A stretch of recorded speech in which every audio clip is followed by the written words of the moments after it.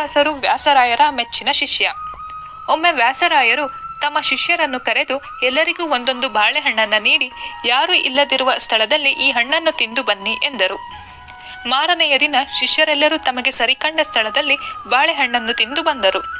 ಕನಕದಾಸರು ಮಾತ್ರ ಬಾಳೆಹಣ್ಣನ್ನು ತಿನ್ನದೆ ಹಾಗೆಯೇ ತಂದು ಆ ಭಗವಂತ ಇರದ ಸ್ಥಳವು ದೊರೆಯಲಿಲ್ಲ ಎಂದರು.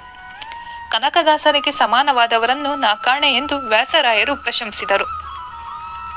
ವ್ಯಾಸರಾಯರೊಮ್ಮೆ ಶಿಷ್ಯರನ್ನುದ್ದೇಶಿಸಿ, ನಿಮ್ಮಲ್ಲಿ ಯಾರು ಮೋಕ್ಷವನ್ನ ಪಡೆಯುವಿರಿ ಎಂದು ಪ್ರಶ್ನಿಸಿದಾಗ ಯಾರೂ ಉತ್ತರಿಸಲಿಲ್ಲ. ಆಗ ಕನಕದಾಸರು, ನಾನು ಹೋದರೆ ಹೋದೇನು ಎಂದರು. ನಾನು ಎಂಬ ಅಹಂಕಾರ ನಾಶವಾದರೆ ಯಾರು ಬೇಕಾದರೂ ಮೋಕ್ಷವನ್ನ ಪಡೆಯಬಹುದೆಂದರು. ಉಡುಪಿಯ ಶ್ರೀಕೃಷ್ಣನ ದರ್ಶನಕ್ಕೆಂದು ಕನಕದಾಸರು ಹೋದಾಗ ಈನ ಕುಲದವನೆಂದು ದೇವಾಲಯ ಪ್ರವೇಶ ನಿರಾಕರಿಸಿದರು. ಬಾಗಿಲನ್ನು ತೆರೆದು ಸೇವೆಯನ್ನು ಕೊಡೋ ಹರಿಯೇ, ಕೂಗಿದರೂ ದನಿ ಕೇಳಲಿಲ್ಲವೇ ನರಹರಿಯೇ ಎಂದು ಹಾಡುತ್ತಾ ಕನಕದಾಸರು ಶ್ರೀಕೃಷ್ಣನ ಮೊರೆ ಹೋದಾಗ ಪಶ್ಚಿಮಾಭಿಮುಖವಾಗಿ ತಿರುಗಿ ಎದುರಿನ ಗೋಡೆ ಸೀಳಿ ಭಗವಂತ ಶ್ರೀಕೃಷ್ಣನು ದರ್ಶನ ನೀಡುತ್ತಾರೆ. ಆಗ ಹೊಡೆದ ದೇವಸ್ಥಾನದ ಗೋಡೆ ಈಗ ಕನಕನ ಕಿಂಡಿ ಎಂದು ಹೆಸರುವಾಸಿಯಾಗಿದೆ. ಇಂದಿಗೂ ಉಡುಪಿಯಲ್ಲಿ ಕನಕನ ಕಿಂಡಿಯ ಮೂಲಕವೇ ಶ್ರೀಕೃಷ್ಣನ ದರ್ಶನವಾಗುತ್ತಿದೆ. ಕನಕದಾಸರು ಅನ್ಯದಾಸರಿಗಿಂತಲೂ ಭಿನ್ನ ವ್ಯಕ್ತಿತ್ವವನ್ನು ಹೊಂದಿದ್ದಾರೆ. ಕನ್ನಡ ಸಾರಸ್ವತ ಲೋಕಕ್ಕೆ ದಾಸ ಸಾಹಿತ್ಯದ ಅಮೂಲ್ಯ ಕೊಡುಗೆ ನೀಡಿದ್ದಾರೆ. ಇದರ ಶ್ರೇಯಸ್ಸು ಅವರಿಗೆ ಸಲ್ಲುತ್ತದೆ. ಕನಕದಾಸರು ಅನೇಕ ಅಮೂಲ್ಯ ಕಾವ್ಯ ಕೃತಿಗಳನ್ನು ನೀಡಿ ಕನ್ನಡ ಸಾಹಿತ್ಯವನ್ನ ಶ್ರೀಮಂತಗೊಳಿಸಿದ್ದಾರೆ.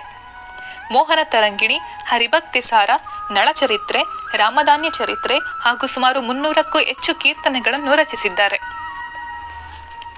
ಕನಕದಾಸರು ತಮ್ಮ ಕೊನೆಯ ದಿನಗಳನ್ನು ತಮ್ಮ ಆರಾಧ್ಯ ದೈವ ಕಾಗಿನೆಲೆ ಆದಿಕೇಶವನ ಸನ್ನಿಧಿಯಲ್ಲಿ ಕೊಂಡರು.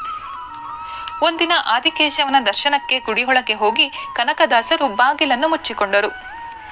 ಎಷ್ಟು ಸಮಯವಾದರೂ ಅವರು ಬಾಗಿಲನ್ನು ತೆರೆಯಲೇ ಇಲ್ಲ. ಕೊನೆಗೆ ಅಲ್ಲಿನ ಅರ್ಚಕರು ಬಲವಂತವಾಗಿ ಬಾಗಿಲನ್ನು ಮುರಿದು ದೇವಸ್ಥಾನದ ಒಳಗೆ ಪ್ರವೇಶ ಮಾಡಿದರು. ಅಲ್ಲಿ ಅವರಿಗೆ ಕನಕದಾಸರು ಸಿಗಲಿಲ್ಲ. ಬದಲಾಗಿ ಆದಿಕೇಶವನ ಪಾದದ ಬಳಿ ಕನಕದಾಸರ ಪುಟ್ಟ ಮೂರ್ತಿ ಸಿಕ್ಕಿತು. 1609ರಲ್ಲಿ ಕನಕದಾಸರು ಆದಿಕೇಶವನಲ್ಲಿ ಲೀನರಾದರು.